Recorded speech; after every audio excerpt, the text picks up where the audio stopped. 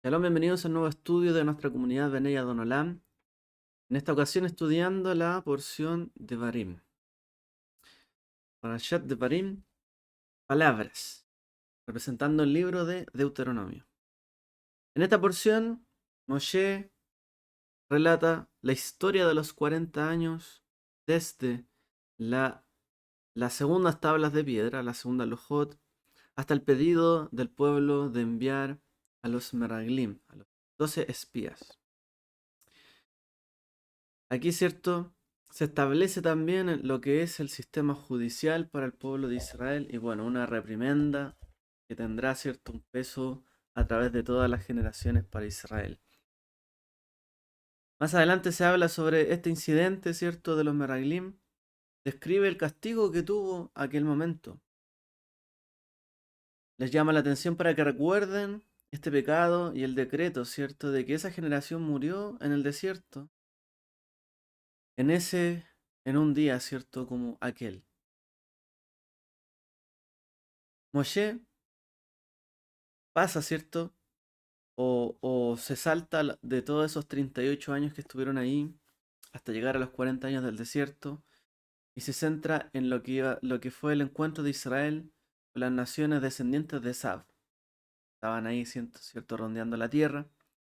Se relatan así las batallas de Sihón, de Og y el triunfo sobre Transjordania. Y hacia el final se entrega, ¿cierto? Esa Transjordania, ese lugar al otro lado del Jordán, a las 12 tribus y media, y se anima, ¿cierto?, a su sucesor, a Yehoshua, para que pueda ver todas estas victorias como una promesa también y un designio del futuro, el futuro éxito en la conquista de la tierra de Canaán, para poseerla, y que fuera la tierra de Israel finalmente, ¿cierto? Eso es lo que estamos esperando luego de haber acabado el libro anterior, el libro de Bamidbar, Números, esperando, ¿cierto?, la entrada de la tierra prometida. Este libro se llama Devarim y Devarim significa palabras, plural, en singular Davar, palabras Devarim. Cuando el Eterno le entregó a Adán su alma viviente, también le otorgó el poder de hablar. Esta capacidad de hablar, de usar palabras para comunicar pensamientos, sentimientos, nos distinguen del resto de los seres vivientes. Esto no quiere decir que seamos la única criatura capaz de comunicarse. Ya sabemos, ¿cierto?, que muchas, si no, quizás todas las criaturas se pueden comunicar de una manera distinta a nosotros, ya sea por sonido, ¿cierto? Quizás por algún contacto, miradas, instintos, etcétera. Pero sin embargo, nosotros las personas somos las únicas criaturas capaces de crear o destruir a través de la palabra. ¿Quién se ofendería por el ladrido de un perro? Otro perro. Pero en realidad, ¿qué está comunicando? No sabe. De alguna forma están ahí comunicándose. Pero poder crear o destruir solo por una palabra. Una vez ve ahí dos perros ladrándose uno frente al otro, pero después quedan ahí. Y capaz que después sean amigos. Pero las intenciones, ¿cierto?, que tienen las personas que comunican a través de las palabras pueden crear o destruir. Es decir, todas las criaturas se pueden comunicar de una manera primaria, pero limitada. Cuando hay algún peligro inminente, un aullido, por ejemplo, em, cuando hay alguna interdependencia entre los padres o la madre y sus criaturas, obviamente también, ¿cierto? Hay un contacto, hay una alimentación. Cuando uno ve las bandadas, los cardúmenes, ¿cierto? O las manadas o los nidos, siempre tienen alguna interacción. Todos estos escenarios han sido documentados, estudiados, ¿cierto? Y tiene que ver con la parte instintiva de la supervivencia de las especies. Pero sin embargo, todo esto es comunicación, pero no el habla. Por otro lado, nosotros podemos hablar, elegir, comunicarnos. ¿Y qué comunicar? Somos capaces, ¿cierto?, de hablar y no solo de comunicarnos.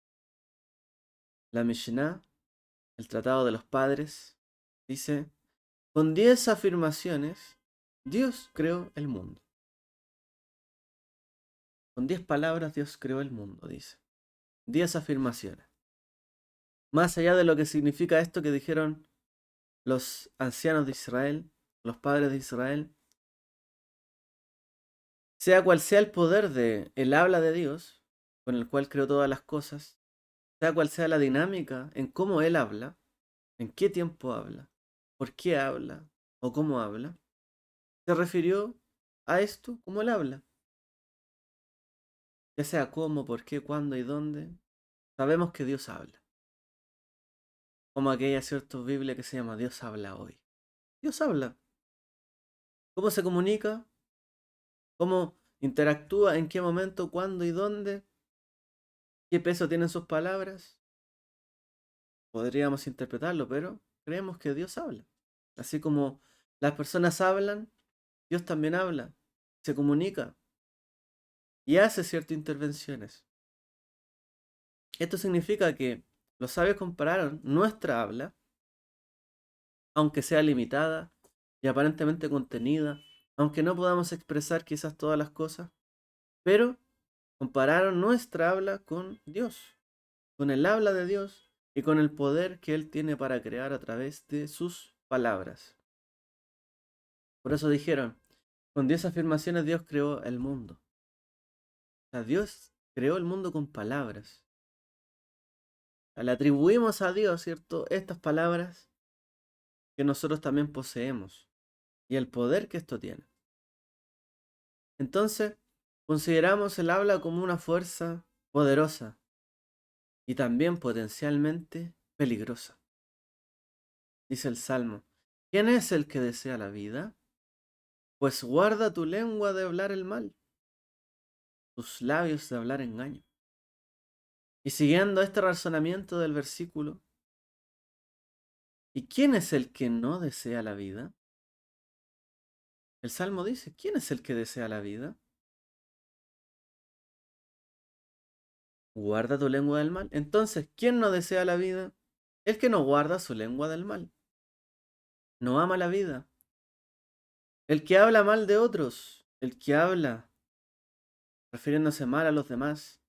El que con sus palabras destruye.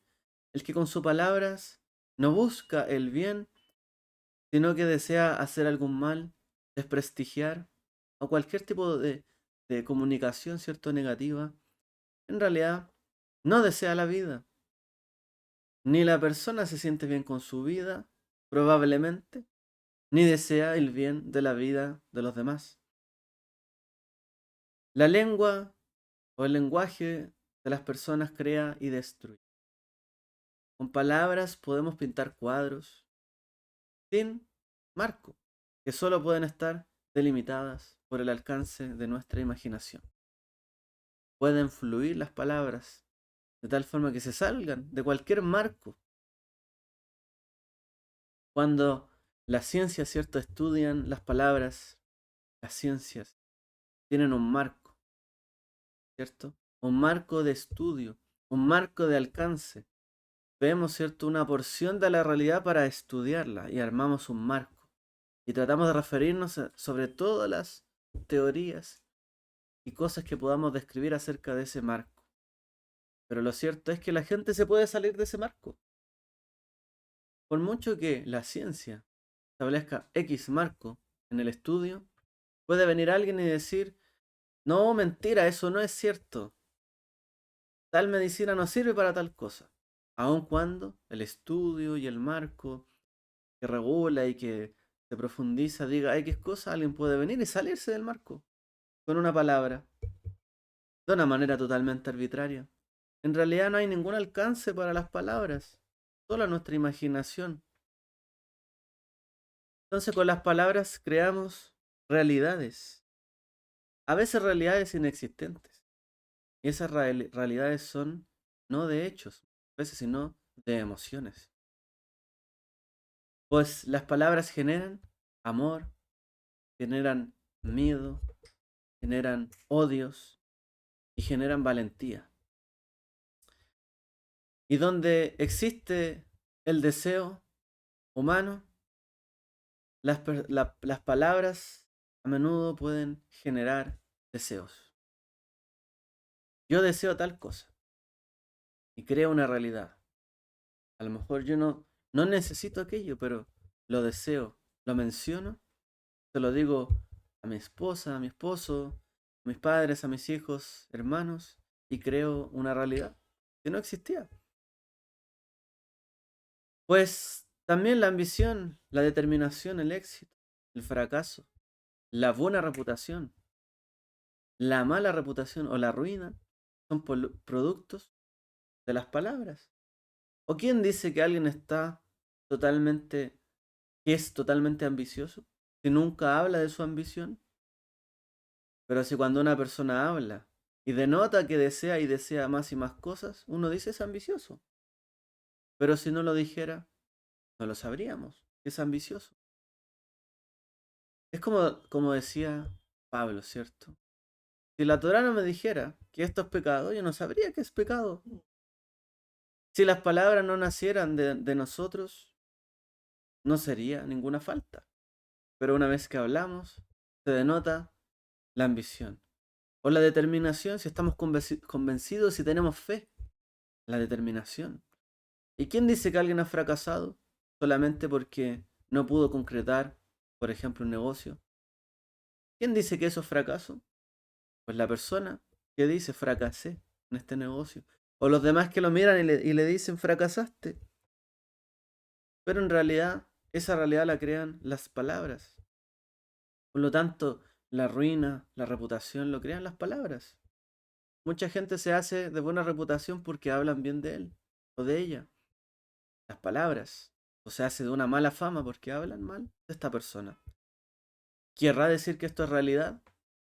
No, son realidades de emociones muchas veces y no de hechos. Con las palabras pues herimos y con las palabras curamos. Y la guerra y la paz pueden surgir gracias al poder de las palabras. Así pues, nuestros profundos sentimientos y emociones más complejas las podremos expresar a través de palabras. Y con ellas podemos hacer también que algo profundo sea muy simple de explicar. Por ejemplo, una fórmula matemática. E es igual a mc al cuadrado. ¿Y qué hay detrás de esa fórmula? Una realidad compleja. Pero también podemos hacer que lo simple sea algo muy profundo. Que el día a día y lo que nos rodea sea algo profundo. El simple hecho de estar juntos. El conocimiento transmite solo a través de las palabras. Inclusive la risa encuentra su expresión más auténtica cuando hay un talento verbal de alguien que nos hace reír. El conocimiento se transmite por palabras y las palabras pueden ser dichas y escritas. Por eso decimos que hay Torá escrita y Torá hablada. Y no podemos decir que no hay Torá hablada, porque la Torá se transmitió con palabras. ¿Cómo se enseña la Torá? Con palabras. Un libro podrá enseñar a alguien que lo lee, pero no podrá transmitir el conocimiento si solo lo lee y no lo comunica a alguien más. La Torá se comunica con palabras. Así es que, con palabras, Abraham abogó por la justicia y la compasión. Y con palabras, Dios también ordenó el sacrificio de su hijo único, Isaac. Con palabras también, el enemigo le robó a Sara en su momento, en Egipto, con Abimelech. Abraham lloró a Sara también con palabras cuando ésta falleció. Y con palabras también negoció la compra, ¿cierto? De Macpela. Eleazar recibió una orden de Abraham con palabras y mediante el poder de las palabras fue a buscar a Rivka. Y con las palabras Jacob compró la primogenitura de Esab y la salvación también para sí, la bendición. Con las palabras también Jacob prometió a Dios que sería fiel, y con palabras le prometió a Jacob que sus hijos serían elegidos y heredarían la tierra. Y las palabras fueron también la ruina de los planes de Jacob al casarse primero con Rachel y luego con Lea, para poder vencer, ¿cierto?, la actitud de Labán. Y fueron las palabras que escuchó por casualidad las que le advirtieron a Jacob cuándo era el momento de regresar a casa de su padre, por lo que había oído. Las palabras que describían los sueños fueron también compartidas con los hermanos, y por palabras odiaron a Yosef, que les contó sus sueños a sus hermanos. Al mismo tiempo, las palabras que odiaban implicaban una verdad que Jacob no podía ignorar.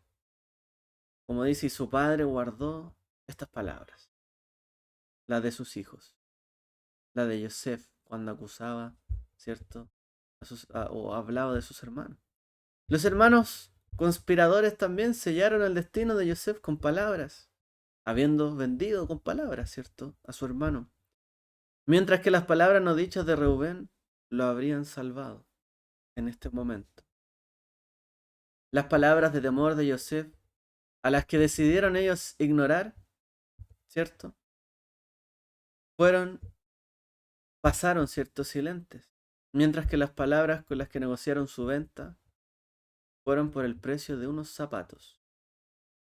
O sea, las palabras de ruego y de temor no tuvieron ningún peso, pero las palabras para vender a su hermano y ponerle precio valían un par de zapatos. Las palabras fueron también el medio de caída de Yosef y demostraron también ser su manera de ascenso a lo más alto. Las palabras fueron dadas para proteger la confianza de un rey, y las palabras garantizarían también la confianza final de Yosef hacia su padre. Jacob bendijo con palabras a sus hijos y definió así la realidad de la nación y de sus hijos y cómo serían, con palabras. Con palabras también Faraón introdujo aquel odio, ¿cierto?, contra el pueblo de Israel y los indujo, ¿cierto?, a esclavizarlos y a perseguir a los hijos de Israel. Con sus palabras, esa trama. Y fueron esas palabras de angustia las que, como dice la Torá, y el pueblo clamó ante el Eterno. Fueron esas palabras que fueron oídas por el Eterno, los que trajeron, ¿cierto?, el rostro de los hijos de Israel hacia el cielo, y comenzó la redención. Moshe mató también al egipcio con sus palabras, y con palabras también enfrentó el odio entre el hombre y el prójimo que se peleaban. Las palabras obligaron, esto que dijo y que hizo, a Moshe a huir del pueblo, y las palabras de una zarza ardiente que, que él escuchó, ¿cierto? Y le hablaron. Y él dijo, ¿quién es? Y se acercó. Y esas palabras de Dios en una zarza ardiente le ordenaron regresar para salvar a su pueblo. Con palabras Moshe y Aarón despertaron a su pueblo la inminente redención que vendría, y con palabras presentaron la majestad y el poder de Dios ante el pueblo y ante el faraón y ante todo Egipto. Y en la división del mar fue la ausencia de palabras lo que reveló la grandeza de Dios. Y fueron las palabras de Moshe y Miriam las que inmortalizaron el momento de exaltación y cántico por el gran milagro que habían vivido al cruzar, ¿cierto?, el mar en seco. En silencio lo hicieron, pero con grandes palabras celebraron. Con palabras también, el Eterno reveló desde lo alto de una montaña la trágica respuesta a las palabras de Hur, y obligó también a Aarón a usar otras palabras con la esperanza de retrasar un desastre mayor. Hablamos, ¿cierto?, del pecado del becerro. Y la profecía de Moshe. ¿Cuál es la profecía de Moshe? La Torá. La Torá escrita registró las palabras de Dios para sus elegidos. Mientras que la Torá, ¿cierto? Oral también para el pueblo de Israel. Explicó y reservó la tradición de aquellas palabras, resonadas, ¿cierto?, de generación en generación, para poder comprender lo que en aquel entonces fue revelado. Fueron las palabras también interrogativas de Miriam, las que tenían como objetivo ayudar a Moshe, pero también fueron pocas las palabras de Moshe, las que le dio a Moshe, para que pudiese en tan breve lapso, ¿cierto?, que caer en la lepra y a su vez también ser curada. Con pocas palabras, ¿cierto?, habló mal de Moshe y su esposa, y con pocas palabras también fue sanada. Los Meraglim destruyeron a su generación con el ritmo, las expresiones y las inflexiones de sus palabras dadas al pueblo de Israel en aquel mal reporte. Pero las cortas y solitarias palabras, ¿cierto?, desafiantes de Yehoshua y Caleb fueron las que valieron la grandeza personal y la liberación futura, ¿cierto?, para el pueblo de Israel y para ellos mismos. Con palabras, Korah se rebeló contra Dios y contra Moshe, y por todas las generaciones, ¿cierto?, sus palabras se elevan como un símbolo de rebelión, digna, ¿cierto?, de estar en las profundidades del Gehinnom por cuestionar, ¿cierto?, la profecía de Moshe, su autoridad. Y el malvado Bilam intentó destruir con el poder de sus palabras a Israel, pero en lugar de esto, sus mismas palabras se convirtieron en una fuente de aliento y fortaleza para el pueblo. Pero fue con sus palabras que Bilam aconsejó a Balac sobre cómo destruir al pueblo de Israel. Pero las palabras por sí solas no habrían bastado para salvar a la nación de la ira de Dios, pues fue la acción celosa de Pinjas la más poderosa, incluso que las palabras. Pero con palabras de amor Dios le confirió su pacto de paz. Los hijos de Israel se quejaron con palabras por falta de agua, falta de comida y cualquier otra cosa. Pero con palabras también Moshe decidió saciar la sed del pueblo. En cambio, la acción, que no fue con palabras, de Moshe, silenció sus palabras y le negaron, ¿cierto?, la entrada en la tierra prometida, dejando así a Yehoshua para que él escribiera las palabras finales de su profecía, entendiendo, ¿cierto?, que en algún momento se parte de este mundo. ¿Y quién escribiría la parte del final? Tenía que ser su discípulo Yehoshua. Así que la preocupación por las palabras promisorias comenzó, ¿cierto?, con estas últimas porciones de la Torá, porque estamos hablando de palabras poderosas, abundantes. Muchas palabras, mucha reprensión, mucha adicción, muchos sentimientos, muchas emociones, muchos recuerdos, muchas memorias. Hay mucho, ¿cierto?, que decir. En estas porciones que estudiamos hay mucho y en abundancia. Abundancia de palabras. Pero sin embargo, las palabras también son el medio a través del cual servimos a Dios. Son las palabras la manera a través de cómo transmitimos la sabiduría a nuestros hijos.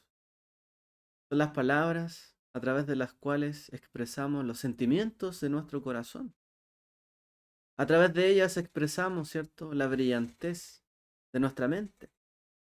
Y la única forma en que alguna vez podemos escuchar a Dios hablar a través de palabras.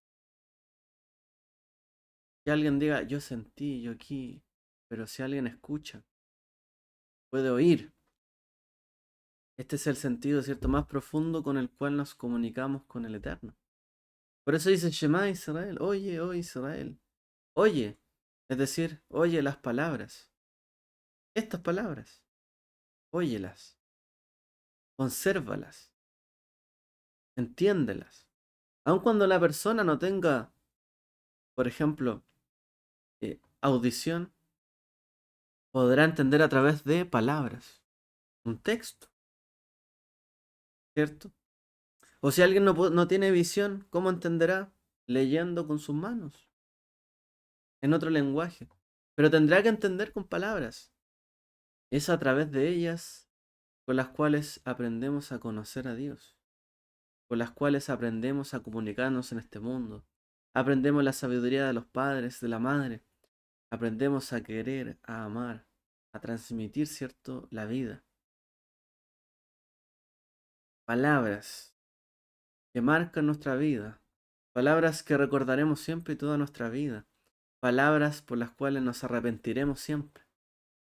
Palabras, ¿cierto?, que decidimos ignorar y que muchas veces nos hubiesen sacado de un mal camino. Palabras, ¿cierto?, que después resuenan habiendo dicho sí, me arrepiento de esto. Palabras, ¿cierto? Con palabras nos arrepentimos. ¿Quién podría arrepentirse de su pecado y su falta sin palabras? Podrá uno ver gestos, pero hay que decir, perdón, me arrepiento. No debía haber hecho esto. Si no, difícil sanar. Y cuando Moshe comenzó a relatar su profecía final a los hijos de Israel, describió dónde y cuándo lo estaba haciendo, el lugar y el momento de las últimas palabras de Moshe que marcan el comienzo del final de la Torá, debían quedar inscritos de una manera colectiva ante la nación y sus descendientes. De tal modo que la majestuosa llanura, ¿cierto?, y montañas que habían alrededor de Moab resonaran siempre como una potente, ¿cierto?, palabras de la humildad, también del imponente Moshe, el siervo más humilde y confiable en toda la casa de Dios, como dice la Torá. Todo ese lugar resonaría con las palabras de Moshe. Es decir, con la muerte de Moshe, dice el Rab Shimshon Rafael Hirsch, con la muerte de Moshe, toda su personalidad física se irá. Solo una descripción registrada en los términos más precisos posibles del lugar donde el pueblo escuchó la última de sus fieles palabras será transmitida a la posteridad. De modo que si de modo que si algún día un descendiente fallecido de los hijos de Israel regresa a aquel lugar, tal vez en él puedan resonar para él estas palabras y nos inspire a seguirlas fielmente en medio de su pueblo y para el bien de él. Recordamos, ¿cierto?, al fiel Moshe. Moshe y sus palabras. Moshe y las palabras que nos hablaron de historia, ¿cierto?, de esta Torá, su profecía. Esta es, ¿cierto?, la profecía de Moshe. La palabra profética más segura, las palabras de Moshe. Y el eco, ¿cierto?, hasta nuestros días. Son, sinceramente, ¿cierto?, palabras de reprensión que no niegan la realidad. Muchas veces, ¿cierto?, hasta el día de hoy pasa, muchas veces tratamos de olvidar, perdonar, aplacar, suavizar, pero olvidando. La gente comete una falta y cree que olvidando que se cometió, se puede seguir adelante. Moshe no olvidó ninguno de los actos de los hijos de Israel, los recordaba como palabras vivientes, ¿cierto?, que lo acompañaban. Cada uno de los hijos de Israel eran, ¿cierto?, por así decirlo, palabras andantes, que le traían recuerdos y memorias. Por lo tanto, aun cuando hubiese faltas y perdones, y si siguiera adelante, no podíamos olvidar lo que aconteció. Las palabras, ¿cierto?, nos ayudan a escribir libros de historia, para no olvidar lo que aconteció, los hechos. No podemos negar, ¿cierto?, los hechos. Y las palabras que las inmortalizan, los inmortalizan. No se puede reprender ocultando todo, pero sí aprendemos, ¿cierto? Que se puede reprender suavizando palabras. Podemos descubrir que se pueden buscar palabras mejores, ¿cierto? Cuando se trata de hablar con otros, cuando se trata de dirigirse a una persona o a una nación. A Moshe no lo vimos, ¿cierto? Confrontando con palabras, con Korah, sino esperando la voluntad del Eterno. Pero sí lo vimos intercediendo con palabras para que el Eterno perdonara a su pueblo Israel. Baet Hanan, por ejemplo. Y supliqué, dice. Y utilizó él esta herramienta. Y curiosamente dice la Torá que Moshe tenía problemas al hablar. Hay quien dice que tartamudeaba, que no hablaba, no pronunciaba bien. Pero cuántas palabras no nos dejó Moshe para la posteridad, aun cuando él tenía problemas al hablar. Increíble, ¿cierto? Pero esa debilidad Moshe la transformó, ¿cierto?, en un fuego que se inscribiría como una tabla de fuego en los corazones del pueblo de Israel. Porque eso es lo que evocan los profetas cuando dicen, llegará el día en que pondré mis palabras en sus corazones, los escribiré en la tabla de sus corazones. Así pues, la debilidad de Moshe se transformó, ¿cierto?, en un fuego, palabras de fuego que llegarían hasta los corazones, pero también palabras de purificación que sanarían al pueblo de Israel. Y palabras futuras, ¿cierto?, que llamarían a la alerta del pueblo de los acontecimientos que sobrevendrían. No olvidemos, ¿cierto?, las palabras de la Torá, porque eso es, palabras, que sean vivas en nosotros. Por lo tanto, no perdamos el peso de nuestras palabras. El día en que nosotros pensemos que cualquier palabra no pesa nada, un insulto, una palabra denigrante o una palabra de amor, el día que pensemos que las palabras no importan o no importan cómo digamos las cosas o qué cosas digamos, es que estamos perdiendo el foco y del poder que tiene cada palabra. Sencillamente, la Torá nos habla, ¿cierto?, de todos los acontecimientos que ocurrieron, pasaron, a causa de las palabras que iniciaron cada acción. Que era el Eterno, ¿cierto? Que seamos plenamente conscientes de que la profecía es palabra. Por eso le llamamos palabra de Dios. La Torá es su palabra. Tiene que ser viva en nosotros. Nos tiene que traer recuerdo. No nos puede hacer olvidar las palabras. No pueden ser borradas y ya. Estarán ahí, ¿cierto? Y permanecerán. Hasta el momento que alguien las descubra, podrían ocultarse, pero siempre estarán allí.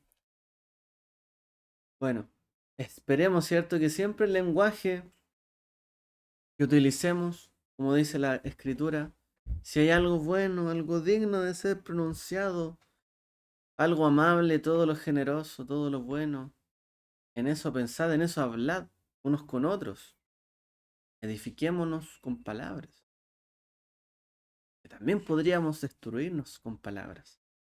Pero Moshe no decidió destruir al pueblo de Israel, sino que les ayudó a entender todas las palabras que eran el cimiento de ese pueblo. Estos son sus inicios, esta es su historia, esta es la verdad, estas son las palabras que pronunció Moshe ante los hijos de Israel, el cimiento de Israel. Y no podemos negar nuestro pasado si queremos construir y edificar nuestro futuro. Y esa es la lección, ¿cierto?, que nos da Moshe. Bueno, que el Eterno les bendiga a todos. Shabbat shalom.